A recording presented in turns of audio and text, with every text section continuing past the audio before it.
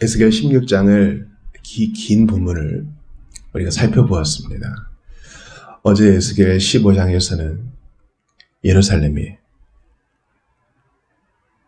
열매 맺지 못하는 포도나무와 같아서 열매 맺지 못하는 포도나무 이제 불에 태워놓을 수밖에 없듯 너희도 그렇게 될 것이다. 주님이 경고하시는 것을 봅니다. 그 경고는 말살해버리겠다는 아주 잔인한 표현이 아니라 주님께서 어떻게든 이런 권면과 경고를 통해 그들을 돌아오게 하려는 주님의 자비하심이라고 우리가 배웠습니다. 오늘 긴 16장을 봤어요. 무슨 설명이 더 필요할까요? 포도나무의 어떤 시각적 설명에 이어서 태어났는데 아무도 돌봐주지 않는 핏덩어리 아기의 이 이미지를 통해 주님이 전하시는 메시지가 너무 분명하지 않습니까? 그냥 두면 알아서 죽을 아기였습니다. 하나님의 사람들이 처음에는 이랬다는 거예요. 가치 없는 자. 마치 우리가 허물과 죄로 죽은 자임을 기억해야 되는 것처럼 이스라엘은 그들의 첫 시작이 그렇게 좋은 형편이 아니었음을 기억해야 합니다. 그러니까 오늘의 핵심 단어는 바로 기억이거든요. 아브라함을 부르실 때 보세요. 우상 만드는 그 소굴에서 주님이 부르신 거잖아요. 그 이전에 아담과 하와를 보세요. 그 모든 좋은 조건에도 불구하고 넘어졌잖아요. 조상들의 죄악은 이루다 말할 수가 없습니다. 출애굽한 지 얼마나 됐다고 귀걸이 모아가지고 금붙이 모아가지고 금송아지 만들잖아요. 더 말할 필요가 없습니다. 그러나 주님이 불쌍히 여겨서 살리십니다. 그리고 옷을 덮어주시고 수치를 가려주시고 장성하자 자기의 사람을 만드십니다. 그래서 많은 사람이 그 아름다움을 흠모했죠. 그런데 이 여인, 즉 이스라엘로 비유되는 이 여인은 어떻게 했습니까?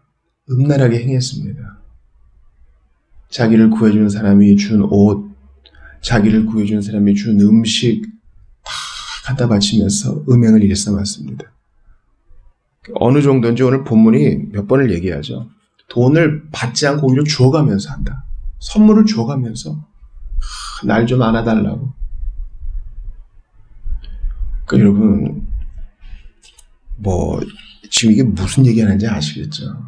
하나님의 사람들인 이스라엘이 하나님을 믿지 않고 애굽한테 쪼르르 달려가서 의지하고 아수르에게 쪼르르 달려가서 의지하고 이런 게 다 이런 가능과 같다는 거예요, 여러분. 그러니까 오늘 메시지를 보면서 오늘 16장 길다. 이걸로 끝나면 안 되고요. 야, 이거 참 애들이랑 읽기에는 좀 부끄러운 표현들이 많구나. 이거 생각할 게 아니라요. 우리가 하나님을 온전히 100% 절대적으로 신뢰하지 않으면 그게 이 여인에 행한 가능과 같다니까요.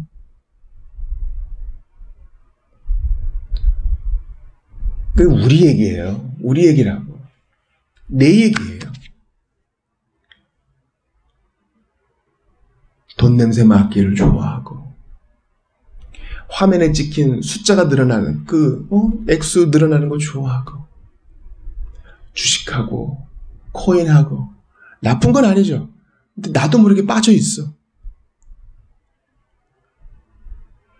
제가 싱클레어 퍼거슨이 쓴 이 거룩, 이 성화에 대한 책을 보다가 깜짝 놀랐습니다. 수백 년 전 우리 선배들이 다 와서 우리를 볼 때 어떤 생각을 할 것인가. 먼저는 놀랄 것이다.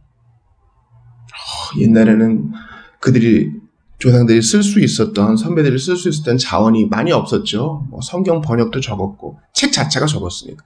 근데 우리는 태블릿 안에 신학 도서관을 넣어갖고 다니지 않아요?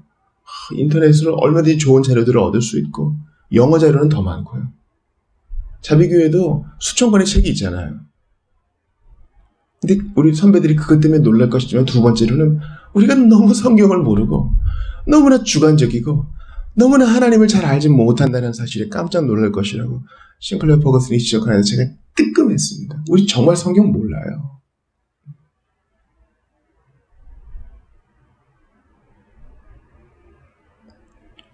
주님이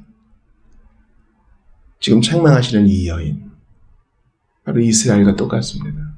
하나님을 잊어버렸어요. 그래서 하체가 큰 이웃나라에 가서 다리를 벌렸다. 이런데 이거 뭐라고요? 하나님을 전적으로 단순하게 100% 신뢰하지 않고 다른 거 좋아하는 거예요. 종교적인 어휘와 또 표현들은 뭐 청산유수인데 다른 거 좋아해. 너무 찔리는 말씀이에요.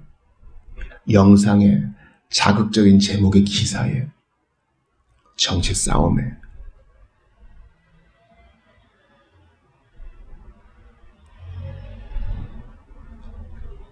자기애까지, 나르시시즘까지.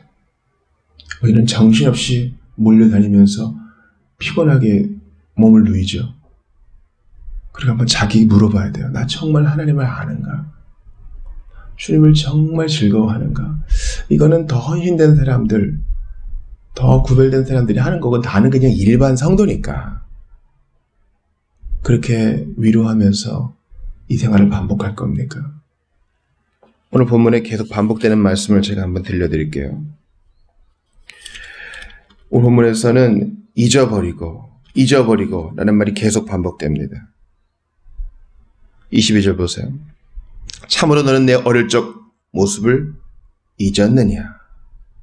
43절 보세요. 참으로 네가 너의 어린 시절 곧 내가 핏덩이인 너를 살려주고 키워준 너의 어렸을 때를 까맣게 잊고서.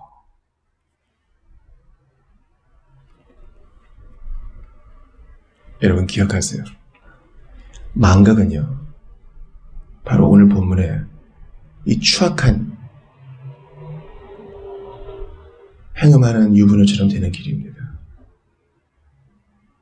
의지적으로 기억하고 매일 기억을 새롭게 하고 아침마다 새로운 주님을 맞아들이지 않으면요, 우리는 누구라도 다 이렇게 될 수 있어요. 가진 것으로 다 죄짓고. 만약에 주님의 끝까지 놓지 않는 이런 사랑이 없었다면 우리는 진짜 잊혀진 자가 됐을 거예요. 55절 보세요.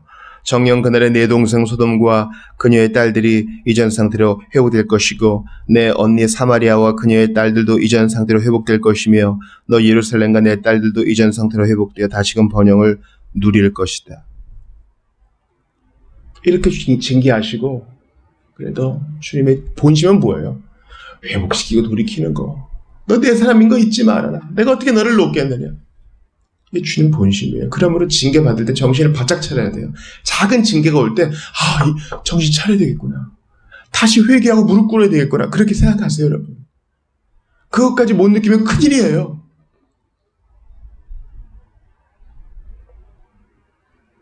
그리고 정말 설명이 안 되는 이 신비로운 사랑의 그 원인은 무엇입니까? 바로 주님의 언약 때문입니다. 네 언약 때문이 아니라 나의 언약 때문이다.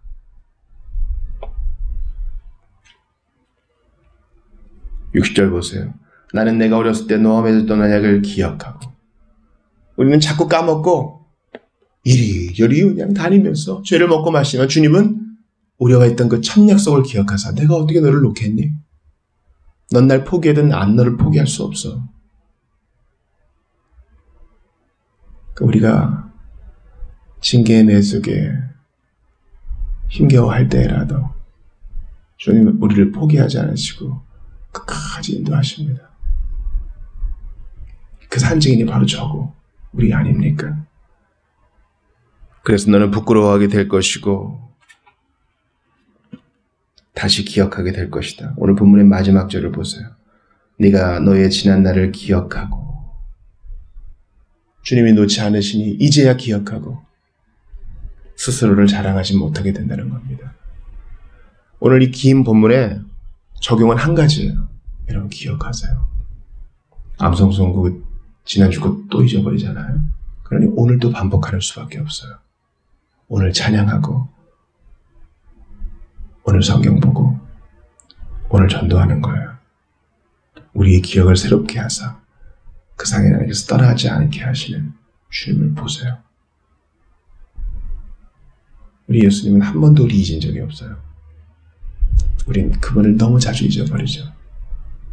승천하시어 보좌 우편에 계실 때에도 우리를 잊지 않으세요. 그러므로 주님을 기억하며 그 사랑 안에 거하세요. 제가 예수님 바라보세요. 주님 안에 거하세요. 얘기 많이 하잖아요. 그 실체적인 형태는 바로 주님을 기억하는 거예요. 성경을 보고 기억, 찬송하며 기억, 기도하며 기억하는 겁니다. 내가 어떤 사람이었는지 잊지 말고, 내가 받은 은혜가 어떠했는지 잊지 말고, 하나님이 어떤 분이신지 잊지 않고 기억하기로 작정하는 주 예수 그리스도의 십자가 사랑 안에 거하는 여러분들 다 되시기를 주의 이름으로 축원합니다.